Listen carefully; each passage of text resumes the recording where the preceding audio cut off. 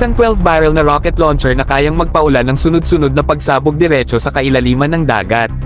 Hindi movie scene, hindi CGI, kundi totoong gamit ng mga dating Eastern Bloc warships. Ang tunog pa lang ng pangalan nito, RBU-6000 Smerch 2, sapat na para mapalakas ang tibok ng puso ng kahit sinong mahilig sa naval warfare. Kung curious kayo kung gaano ito kalakas at bakit napaka-iconic nitong system, huwag kayong aalis, dahil dito palang mainit na, mga bro.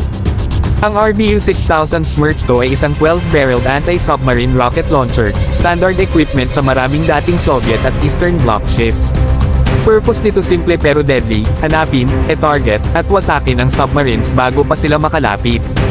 Kapag narinig mong human dart to, ibig sabihin may seryosong threat sa ilalim ng dagat at kailangan ng tumugon agad. Kaya nitong mag-launch ng hanggang 12 RGB-60 anti-submarine rockets in one go. Hindi basta-bastang rockets to, mga bro. Design sila para mag-dive deep at pasabugin ang mga submarines kahit nasa 500 meters pa ang lalim. Ibig sabihin, kahit magtago ng todo ang kalaban, hindi sila ligtas.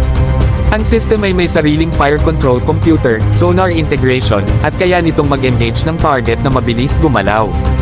Para siyang giant shotgun na ginawa para pumatay ng submarines. Kahit umulan, umaraw, o malakas ang alon, operational pa rin ang launcher.